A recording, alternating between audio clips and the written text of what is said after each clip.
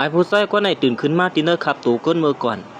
ก็ในซ้ำเปลี่ยนซื้อหันทักก็หนึ่งเมื่อย่ำหนังนั้นมีแต่ก็มันก็หนึ่งมาลัดเหนมันใจว่าผู้มีปุ่นพรเขามาแจกนี้ในอยู่ย้อนตัวเป็นซื้อหันทักนั่นแหละเปิ้นสั่งให้มาแจกนี้ในเย้าดีเตมันเย้ามันใจในเป็นก้นกับปันเหมอเป็นก้นเหตุการณ์ก่อสร้างก็หนึ่งสั่งถูกเลยมาตกอยู่ที่เนอร์ขับตัวซื้อหันทักก็ใ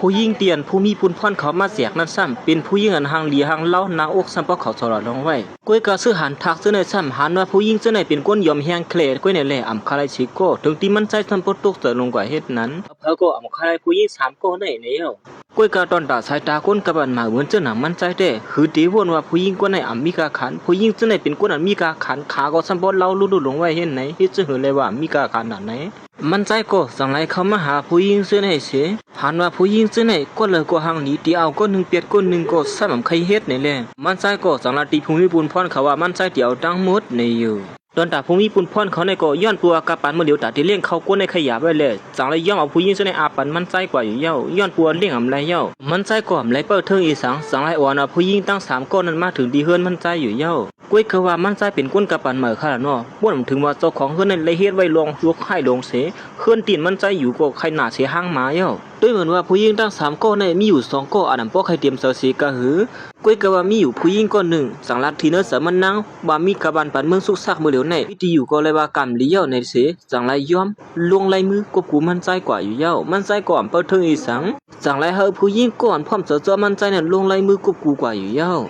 ย้อนไปผู้หญิงก็ในลงไลมือกบกูจะมันใจแหละเฮ็ดให้มันใจแหละหับเงินสู้ตาหาปากกะกำเหลียวซื้อเลยโคของกะปันเหมือกังเสือมันเคยเป็นนั่นก้วยการลองทางส้มเสื้อมันใจนั่นก็ฮอดมาสู่แคบก้วยเป็นล้อมสั่งถูกสั่งมียิ่งอ่อนก็นึกปีนร่วมโอ้โหเสือแลปีนร่วมลงกว่าย้อนปัวมันใจไหลมาเงินตาหาปากเย้าแหละก้วยการลองเนี่ยคือที่เป็นลองหยับตอนตามันใจอีสางมันใจสั่งไหลซื้อคงซอยแถมก้นมาตา3ปากขึ้นอยู่2ปากแล้วเย้าย้อนนั้นมันใจก็สั่งไหลซอยแถมยิ่งอ่อนก้อนเป็นร่วมโหเสือนั่นลุกขึ้นมาขึ้นร้อนมันซอยแถมยิ่งอ่อนก็ได้ลุกขึ้นมานั่นถึงที่เฮ็ดให้ผู้หญิงก้อนลงไลมือกบกูจะมันใจนั่นยินจมถึงที่เนอเสือแหละเฮ็ดให้มันใจไหลหับเงินสู้แทงตาหาปากให้นั่นอยู่เย้าก้วยก็ว่าลองตั้งส้มซื้อเสือมันใจก็ฮอดมาโซแก้วของก้วยอ่างเตวนะมีน้ำมันเขาเมื่อกินเขานั่นก้วยหนังเก่าเขาย่านหนังนั้นจังมีเจ้านีมันใจอันมันใจถูกเงินไว้นั่นฮอดมาถึงที่ในเสมาย้อนนีมันใจอยู่เย้าเมื่อเจ้านี้นั่นฮอดมาถึงที่ในเสมาหันใส่มีนางมานั่ง3ก้อนในหางดีหางเล่าหน่าได้แลเย้าก็จังไลลาตีมันใจเฮอมันใจอยู่กับผู้หญิง3ก้อนเลยตั้งเฮือนมันใจในยุกอาปันเจ้านี้มาในกว่ากำเหลียวในเย้า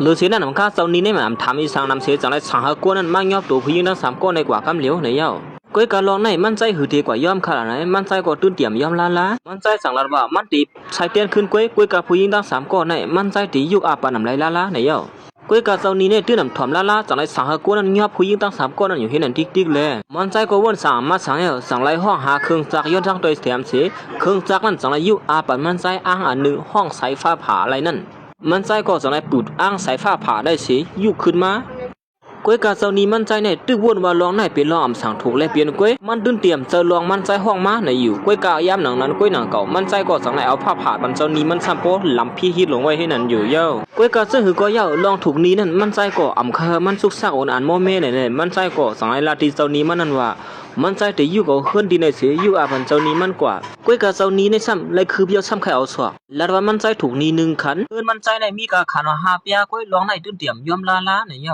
าก็เลยหลอกเงือตีมันใจแทงว่าเนื้อเขาตั้ง2วันในหามันใจเลยมาไทยนี้ในทางในอยู่เฮือนกว่ามีเย้าเลยมันใจก็สั่งไรว่ามีนางมันทาง3ก้อนนั่นผ่าดอกเฮือนกว่าอยู่เย้าย้อนปัวเฮือนกว่ามีเย้าเลยเขาก็สั่งไรมายุ่มซุ่มคายยอกกันขนาดนึงก้อยเมื่อย่างนั้นจังมีนางมันก้อน1ลัดขึ้นมาว่าเมื่อเหลียวก็ถึงเข้ากัดมาเย้าเฮาที่มาอยู่ชุ่มคายยอกซึ่งในแท้อำเป็นการมันโยในอยู่ตอนดับผู้ยิงก็ในซ้ำเป็นเจ้ายิงอ่อนมาเลยเมื่อยามนั้นยามตุกข้าเนี่ยจังนั้นว่ายามตุกข้าจังไหนคือตุกข้าจังไหนได้ไหลล้าเห็นไหนบ่นั้นเขาย่านมันใจก็หาว่ามีนางมันทั้ง3ก้อนนั้นกัดหนาเนี่ยแหละมันใจก็สังวนหาลอกไล่อันนึงเสียสั่งไล่ซื้อมาซื้อหนามันใจเนี่ยเป็นตุ๊กตาก้นผ่านก้อยสิตาซ้ำไรมามีเปลี่ยน3ก้อให้ไหนเสียก้อยกาเมื่อเหลียวในซ้ำเปลี่ยนเข้ากัดไหนก็มีนางมันช้ำกัดสารไว้เลยมันใจก็สั่งไรเอาซื้อนากับปันเหมือนนั่นเสียมาปันมีนางมันตั้ง3ก้อนนั้นเสือกำเหลียวอยู่เย้ามีนางมันได้ย้อนปัวเป็นก้นมือก่อนเลยยำหันซื้อโคซื้อนาลงซื้อในเมื่อเลยเสือด้วยก็เป็นอันอุ่นลีเต้ๆวาอยู่เย้าย้อนปัวลองตั้งน้ำเสือเลียนมันใจนั่นเสียเฮ็ดเธอมีนางมันนั่นมีเสือหักเปียงมาหรือมันใจเลยถึงที่เฮ็ดเธอมันใจไล่สู้ตอนแทงตาหาปากอยู่เย้า ยานั้นมันใส่ก็เลยละที่มีน้ำมันว่าอยู่ที่ไหนได้มันบ่ค่อยเข้มสิก็คือที่เฮ็ดเฮือนหลังใหญ่ๆเพราะยานั้นมีน้ำมันไข่หางลีอีเดนก็จังนั้นว่าร้อนเฮ็ดบ่เป็นทันไหนก็ปิงบ่ทันเสนายาวในวันนั้นก็แทงผู้หญิงแทงก็ลงแต่บ่เคยยุ่มลัดมันใจลาดมันใจลาดข้อความได้ลองเลยตาก้อยนึกจูคำขึ้นเดี๋ยวก้อยที่เฮ็ดเฮือนเป็นลางวันนั้นมันตื้นเปลี่ยนความไหลในยาวก้อยก็ว่าลองอันเป็นความไหลอันว่านั้นตอนตามันใส่แต่คือดีกว่ามีลองอย่าไปสังเขายันมันใส่ก็สั่งเลยซื้อมาลดคุดอันนึงอยู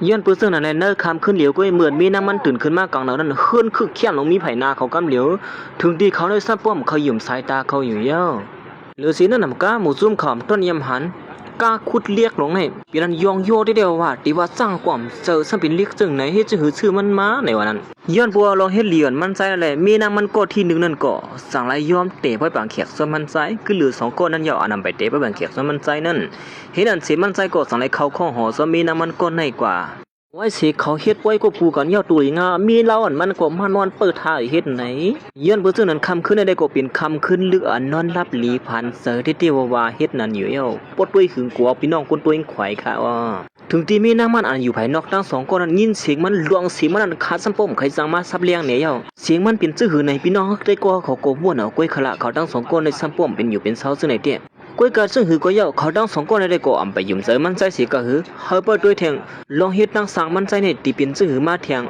แต่ว่าลองเฮ็ดตั้งสั่งมันใจหลีกว่าเขาเย้าแต่ผู้หญิงก็ได้เตว่าที่ยอมเตะไปปังเขียบสมันใจแทงก็นึงเหมือนกันในว่าไหนย้อนปื้อซึ่งนั่นแหละคำขึ้นเขาข้องหอขึ้นดังสุดเลยถือตีกลางนั้นในลูกเมืองเลียงกลางวันเตียงจิโข12 โมงกลางวันเตียงก็ซับป้อมใครลูกให้นั่นอยู่เอ้าย้อนปัวมันใจเขาข้องหอขึ้นดังสุดเลยถึงที่มันใจเลยฮับลองตะหักที่ผู้หญิงก็ใน1เหียงย้อนปื้อซึ่งนั่นแหละมันใจก็สั่งเลยซื้อมาโคของอันเสียด้วยของดีเตอร์ลินนั่นอยู่เอ้ามันใจมีโคของเสียด้วยของดีเตอร์ลินเสียมกะมันใจซ้ำมีไปปะลดคูณลงเทิงเทิงเนื้อแต่ลองหยาบเสือตอนตามันใจได้หือดีกว่ามีลองหยาบสังเยาล่ะนะย้อนเพื่อนนั่นเลยมันใจก็สั่งรายการขึ้นมาดีเนื้อลดคูณมันสีออกเข้าตั้งกว่าหาคุดคำอยู่เย้าก้อยการลองเฮ็ดตั้งสามมันใจในซ้ำมีก้นก้อนหนึ่งเลยมาหารแมนเสือมันใจเสียหันเฮิรนหลังเหยื่อมันใจพูดขึ้นมาตัวคำขึ้นก้อยล้วงในเป็นหลักไล่ไว้เลยไอ้ผู้ใส่ก็ในกดสั่งในกว่าป่องเขาเนเซานีเก่ามันใจนั่นอยู่เย้านีเก่ามันใจนั่นก็ย้อนผัวเป็นก้นมักมีแหละลองซ้ำเสือผู้มีปุ่นพรเขาเนื้อเมืองนั่นแต่ก็ตื่นตีมีไว้อยู่เย้าปีไปปังย้อนผู้เสือนั้นเจ้านี้มันใจในก็มีเสือลำมักอันดิซีมาเฮือนมันใจแทงในวันนั้นเมื่อพ่อนมันใจออกมาหาคุดข้ามอยู่ภายนอกนั่นกุ้ยหนังเก่าแทงไผ่หนึ่งมีนางมันนั่นมีอยู่ตีเฮือนนั่นก็เจ้านี้ซ้ำมาย้อนหรือสินั่นหนังก้าไปห้องผู้มีปุ่นพรเขามาเสียดด้วยลองเฮ็ดสังมันใจนั่นย้อนปัวกลัวมันใจให้รวมซื้อโยในอยู่ผู้ใจก็ในก็สั่งเลยเอาเบาเต็มนี้มันใจนั่นมายืนมอปันสีเฮมันใจใส่นี้มาขึ้นกำเหลียวเฮือนหลังในกำเหลียวในเย้ามีนางมันทั้ง3ก้อนนั่นก็ยอมลาและถือตีเซานี้นั่นมางยับโสเบียตั้งเสียงตั้งหมดอันเดียบผู้หญิงทั้ง3ก้อนนี่มือตีเฮือนมันใจมือเฮ็ดมีมันใจแปดในเย้ามือพ่ออันเจ้านี้เลยผู้มีบุญพรเขาเอามีนางมันปอกมือนั่นก้อยหนังเก่า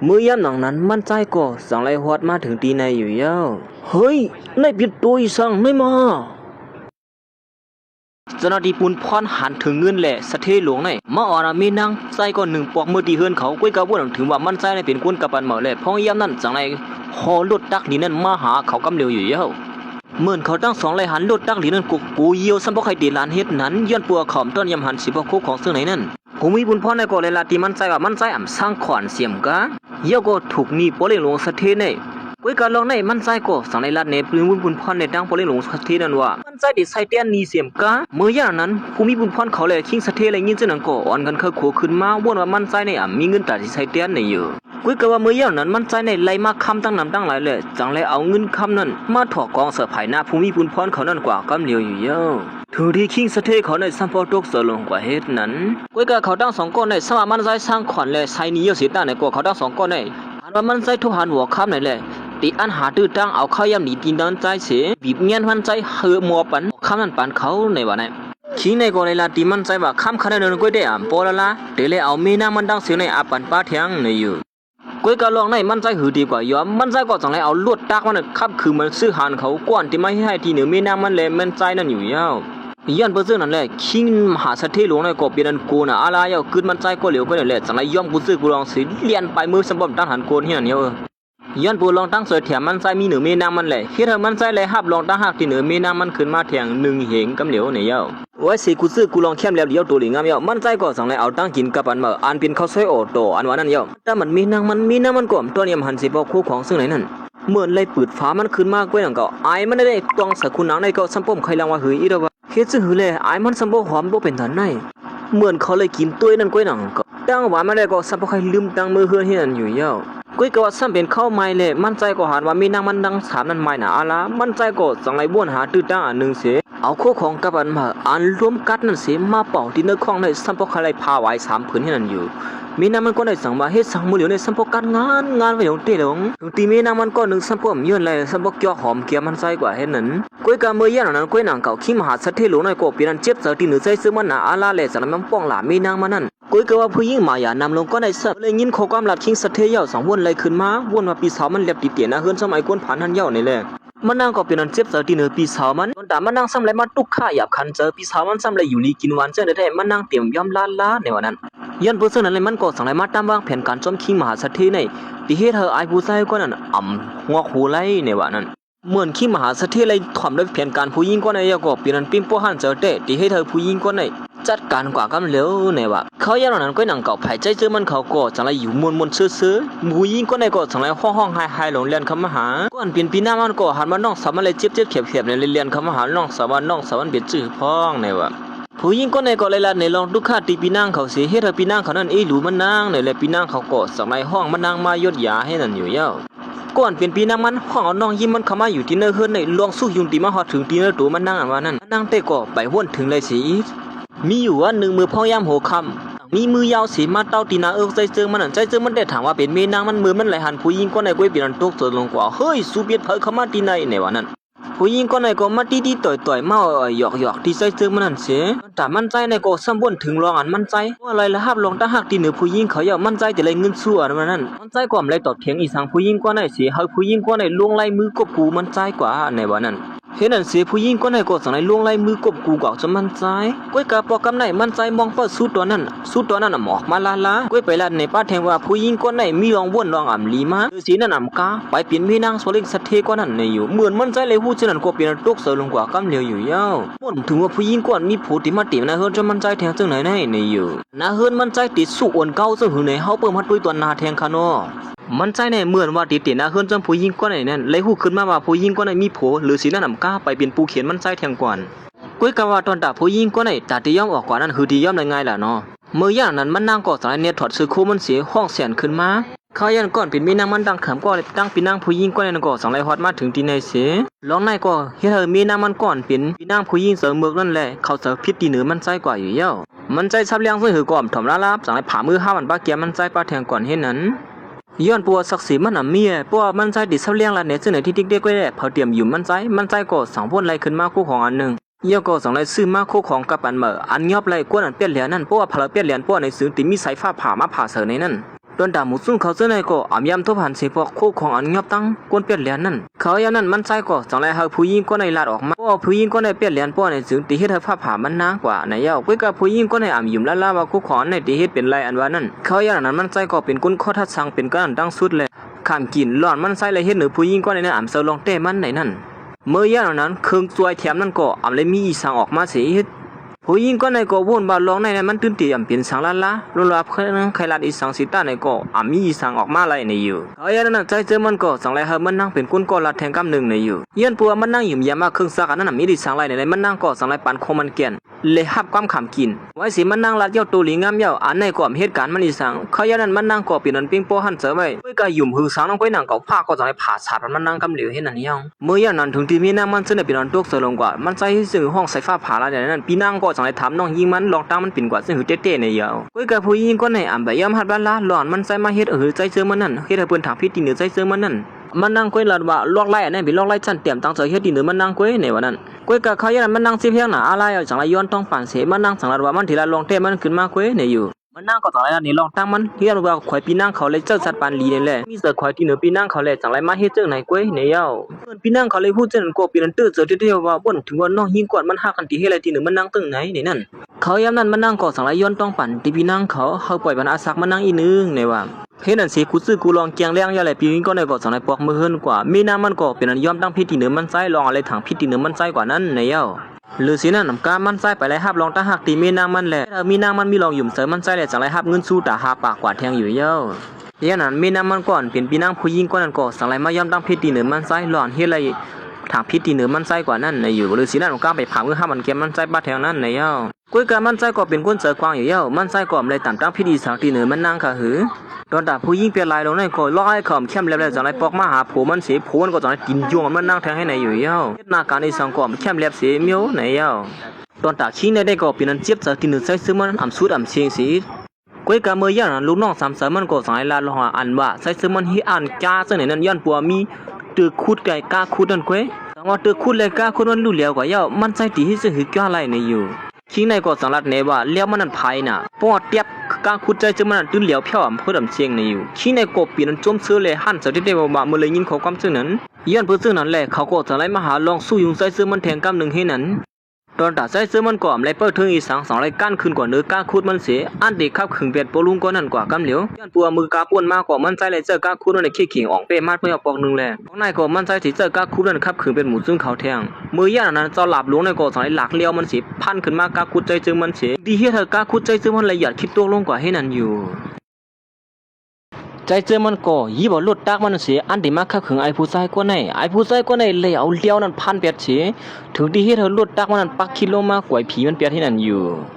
ตอนตาคิงสะเทในก็เมื่อเลยหันเจนั้นเป็นอันปิ้งโป๊ะเสือเด้ๆว่าตอนตาไอ้เจ้าเลี้ยวในก็ถางหางไรลาเฉยอันที่ขับขึงใจเจอมันแทงกำหนึ่งก้อยกะกำลีเลยมันใจไหลมาคู่ของอันเฮกลางเสียเฮ็ดเธอหลับไอ้นั่นพันเขามันนั่นถึงที่เฮ็ดให้เธอตัวมันซัมโปลู่ลืมตัวกว่าให้นั่นอยู่คิงมหาสะเทก็ในก็คนนั้นมันห้องมานั้นลู่เหลียวเปียดที่นั้นถึงมันนั้นเจียดด้วยก็ไอ้ในก็สมบูรณ์เนียนซ้อนกว่าให้นั้นมันก็เปลี่ยนห้องไฮให้นั่นอยู่ย้อนปัวมันก็สังอึ้งพึ่งเพราะอะไรตอนนั้นเดียดเปลือกมือขึ้นที่นั่นย้อนปัวหลอนมันใส่สวยแถมปอกในนั้นถึงที่มีน้ำมันแดงก้อนหนึ่งย่อมเตะเพื่อแบ่งแขกสมันใส่แทงให้นั่นมันใจก็เลยเข้าข้องหอซอมีน้ำมันแทงก้อนหนึ่งให้นั่นถึงที่คำขึ้นในเด็ดนอนรับสัมปมใครตื่นให้นั่น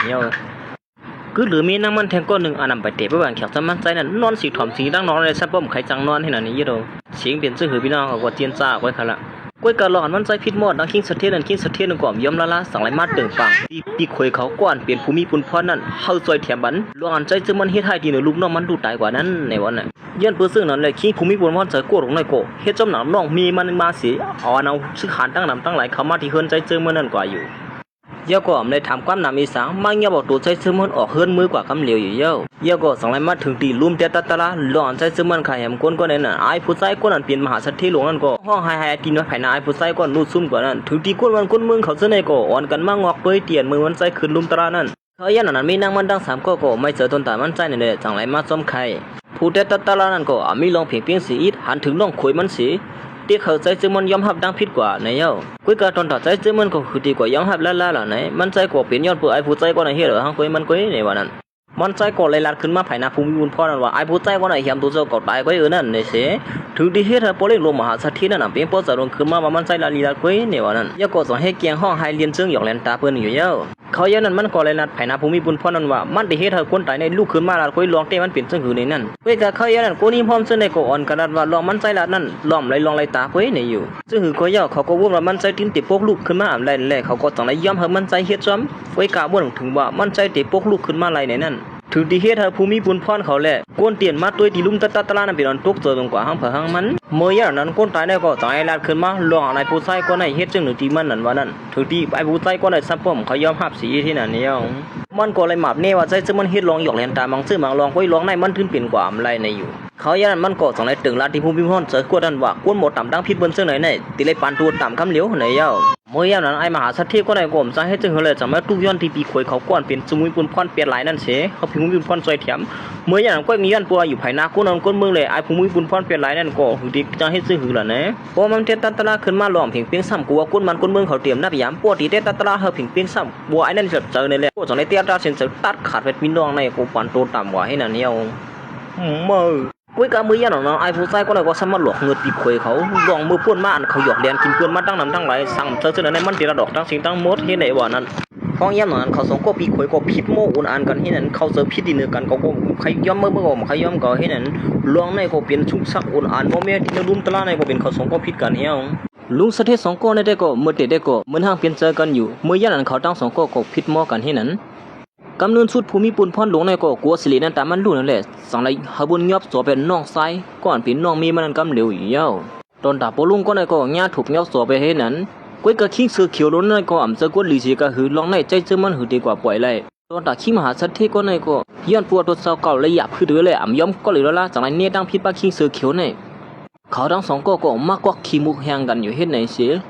ยก้วยกากำเนิดสุดเขาทั้งสองก็อ่ำมีเผาหลอดสิก็เปิ้นก็เงียบสัวเป็ดเขาเฮ็ดนั้นอยู่ยาวตอนตัดใจเสื้อมันก็เป็นอันการมีเชไล่หลอดกว่าแทงปองหนึ่งอยู่ยาวกำลืนสุดมีนางมันก็ไหนก็ส่งได้มายอมลงลายมือกับกูสมันใจกว่าแทงเฮ็ดให้มันใจเลยห้ามเงินสู้ตอนออกมาแทงเฮ็ดนั้นอยู่ยาวมันใจเลยก็กูมีก็ที่3ยาวก็หือติเปิ้ลเธออีสังเข้าข้องหอแบบที่นั้นเหี่ยวเพียงภายหนึ่งก็ก้อนเป็นแม่นางขี้มหาสัตว์ที่หลวงนั้นย้อนปัวผมมันเฮ็ดผิดแหละมันนางก็ถูกภูมิบุญพรเขามาเก็บซิมหุบซิมเอาเป็ดตั้งสิ่งตั้งหมดก้วยกาดอนถามมันนางไหนน่ะหือเดียวอาสักหลอดนั้นไล่หันเจ้าซึกหลวงก็ในแหละจังไล่มาอ่อยเจ้าซึกหลวงก็ในเสลัดในลองตั้งว่ามีเจ้ายิงก่อนหนึ่งมีอยู่ที่เฮือนใจเสื้อมันก็เป็นปีนางมันที่เต้มันอยากผู้ยิงก็ในดังปีนางมันได้ก็เป็นกวนต่างเมืองอันนำถูกแมนกันนางตีเมืองตีในนั่นขนาดไหนเมื่อผ่านหมู่ซุ่มใจเสื้อมันเขาตึกเฮ็ดสวนเขาสวนภาคเขาอยู่นั่นก้วยนางเก่าเจ้าซึกหลวงเลยทั้งผู้ยิงก็ในก็สองไล่ฮอดมาถึงตีในอยู่เจ้าซึกหลวงก็ในก็อ่ำถามนำมีสังสองไล่หาเปิ้นมายับมีนางใส่เสื้อมันกำเหลียวไหนเย้าก้วยการลองในใจเสื้อมันก็หูดีกว่าย่ำง่ายๆสองไล่หามซีไม่กำเหลียวเขาย่านเจ้าซึกหลวงก็สองไล่ลัดขึ้นมาไผหน้าใจเสื้อมันว่าผู้ยิงก็ในเป็นเจ้ายิงอ่านไผผู้เขียนกันดังเขาวันเมืองเขานั่นกำเหลียวไหนเย้าก้วยกาซึ่งหือก็ย่อใจซึ่งมันสมาฮู้ซึ่งนั้นสิซ่ามันใจก็สังไลเฮกลางมันมีน้ำมันอยู่เจ้าซึกหลวงในก็สังลัดว่าใจซึ่งมันอันติฮักหลังวันเมืองห้าเหมือนเลยเฮ็ดเฮกลางมันผู้ยิง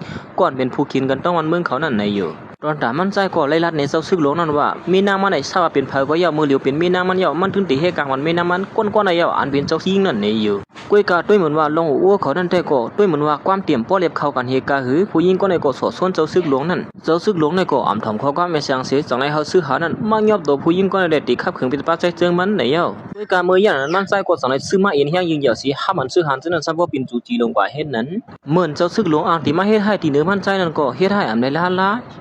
ยันเปอร์เซ็นต์ในเฮ็ดเราเจ้าซึกหลวงก็ในทางผิดกว่าบ่นว่ามันใจเป็นคุณพี่คุณสามารถคิดที่เมืองกวนได้เสจังไรยอมน้อมตั้งผิดต่อหน้าสมุนอย่าคนเอาข้ามคุณพี่หลวงในกำเหลียวไหนเย้ามันใจก็เมื่อเลยหันบนทางผิดเดียวมันใจก็จังไรเฮ็ดเหมือนบนทางผิดนั่นสิเฮ็ดเหมือนซึ่งหนังมันเป็นพระเป็นเจ้าหลวงสิมาคิดเมืองกวนนั่นสิจี้สั่งเจ้าซึกหลวงนั่นกำเหลียวเขาย่านั้นเจ้าซึกหลวงนั่นก็เป็นอันโกนะย่อแล้วจังไรเฮาผู้หญิงก็น่ะยอมน้อมตั้งผิดดีไผหน้าพระเป็นเจ้านั่นกำเหลีย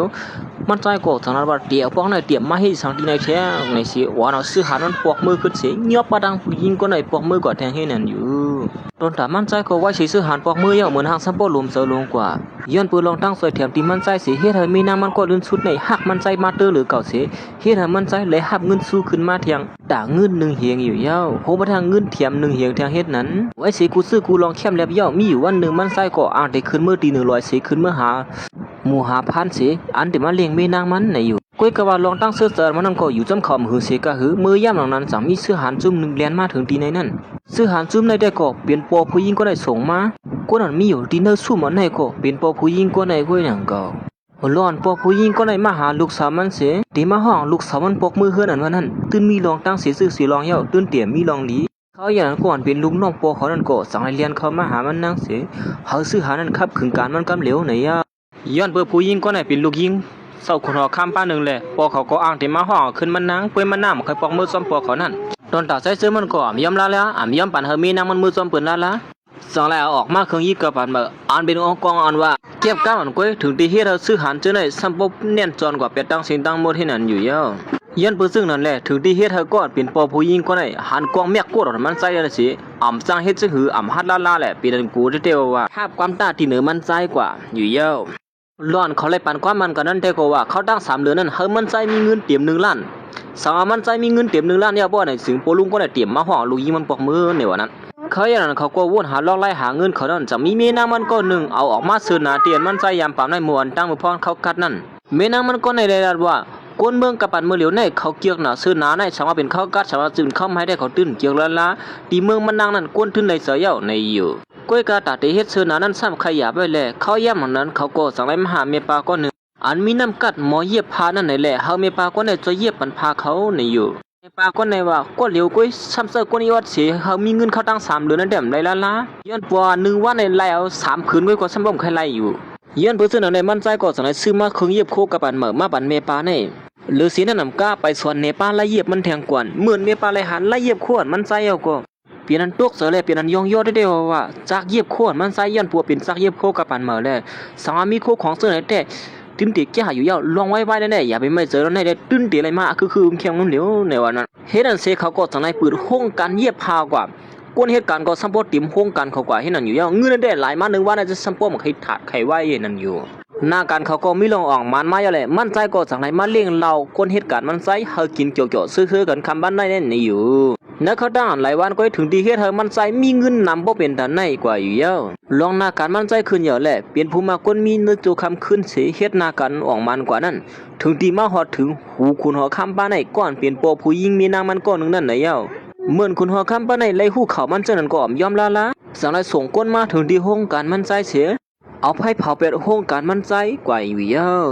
ย้อนปัวไฟนั้นไม่ล้ำเฮียงหนาละแหละเขามาเขไฟนั้นก็ตื้นน้ำในแล้วละพวกนั้นถึงตีเฮ็ดห้องการเขาลู่เหย่อซุ่มน้ำเตี้ยวๆว่าเขาอย่างนั้นคนว่าข้ามป้านได้ก็วุ่นว่าใจเสื่อมันเต็มมีลอกไล่หาเงินที่สั่งแทงเย้าในวันนั้นก้อยก็ว่าเหมือนมันจมเสื่อมหึงสานั้นก้อยหนังเก่าใจเสื่อมันก็ย้อนปัวมีกาขุดนี่แหละเฮ็ดให้มันใจได้ขุดฐานหินกว่ากาขายที่เมืองเขนั่นเสียถึงที่คนข้ามบ่ได้ก็บ่ตกเสือลงกว่ากำเหลียวย้อนเพิ่นนั้นได้มันก็เป็นอันเจ็บใจนั่นแหละสลายมาเงียบกว่ามีนางใจเสื่อมัน3ก็คงบ่ดังลูกยิงมันนั่นอยู่เย้าเหมือนได้มันพวกมาตีในก็เลยหันกวนเหตุการณ์มันพวกการถูกการถาเสียงให้นั้นเหมือนเมียปาคนเหตุการณ์คนในเรลันในรองตั้งตีมันใจเย้ามันใจก่อมไรเปิดเธออีสังสังไรออกซ้อมหามีนามันกำเหลียวอยู่เย้าตอนถามมีนามันก็สังไรมาตู้ย้อนดีโปเขาเฮาโปเขานั่นปล่อยบันมีนางใส่เสื้อมันแทง2ก้อนนั่นซื้อหือก็มาลงตีมันนางก้อยในเย้าก้อยก็ว่าโปเขานั่นตื้อเตรียมยอมลานั่นขนาดไหนเขาอย่างนั้นมันก็สังไรสาหลูกน้องมันขับขึงเป็นผู้หญิงซึ่งในกำเหลียวในวันนั้นมือย่ำนั้นก้อยหนังเก่าใส่เสื้อมันก็สังไรควาดมาถึงที่เสียด้านขึ้นเขายามันเสียเอากองเมียโกดเสียมายินหมอบัดมีนางมันโก้เล่าแทงให้นั้นถือที่คิงหัวค่ำนั้นสัมปอกให้กูกว่าให้นั้นอยู่ซึ่งก็เย้าคุณเอาค่ำวันไหนก็สังนั้นว่าควรมันนำเป็นไหนก็ดึงเอาเป๊ะขอบไหลในเย้าก้อยกามือย่ำนั้นใช้ซื้อมันก็สังไรซื้อมากองลุงอันคึกเข้มเสียเก็บกำก้อยถือที่เฮ็ดคุณเอาค่ำเสือกดเลยดังลูกน้องตะเป้มันนั้นสัมปอกปิ่นเพก็เสียงเฮ็ดนั้นก้อนเป็นลูกยี่มันก็อ่างที่3ปอเขาใจซื้อมันก็จังไรหามซีไว้ซึ่งหือก็เขาได้เป็นปอก้อนเกิดสวกมาอ้อมใจก้อนสุยเฮ็ดสุริเกิดออกมาในวันนั้นมันใจก็อ่ำแล้วสักคิงก็ได้เสียจังไรปล่อยให้คิงก็ได้ปอกมือเฮินกว่าให้นั้นก้อยก็ซื่อหือก็เย่ามีนางมันก็ได้สมัครเสียแห่งหนาละแหละเป็นทางเป็นแห่งไว้ป้อมเอากว่ายุทธยาที่เมืองกะบันมาเนี่ยตื่นเตรียมหายละก้อยก็พักตูเมืองกะบันมานั้นซ้ำกาหนาละแหละตกเมียนตาเงินเป็น10,000เหลือสินั่นน่ะกามันใจซ้ำเตเลเอากว่าผู้หญิงก่อน10 บาทนั่นก็เหลียวก้อยซึ่งหือก็เย่ามันใจกว่าปัญหาผู้หญิงก็ได้ใจกว่าละมันใจก็สังไรสังลัดมีนางมันดัง2ก้อนนั่นว่ามันตีว่าเนาะมีนางมันก็ได้ปอกมือยศยาที่เมืองมันใจเสียสังว่ากำลีก็ที่เลยปอกมากขึ้น3เจ้าซึ่งนั้นก็เตรียมเลยปอกมากขึ้นก็เป็นไรในอยู่เห็นอันเสียมันใจก็สังไรห้องมีนางมันก็ได้ปอกมือที่เมืองกับปันเหมือนนั่นตอนตามีนางมันดัง2ก้อนนั่นก็เป้ยาวัน1มันใจกว่าไปปอกมากขึ้นเสียงก้อยกะซื่อก็เยาเขาในก็ตึกมองไปมันใจอยู่ให้นั้นเขาย่านหลังนั้นเขาดัง2ก้อนกว่ายศยาตัวที่เมืองกับปันเหมือนนั่นก็สังไรซื้อโคกับปันเหมือนคึกเข้มลงเสียไปเขามาหามีนางมันดัง2ก้อนมีไว้อยู่ที่ในนั้นเย้ากำนึงชุดเจ้าค่ะก็เป็นอันชุดเย้ากว่าที่ในเย้าค่ะเปิ้นกันสืบด้วยแทงซื้อเหมือนตีมานั่นสีกำคาเหมือสุงคา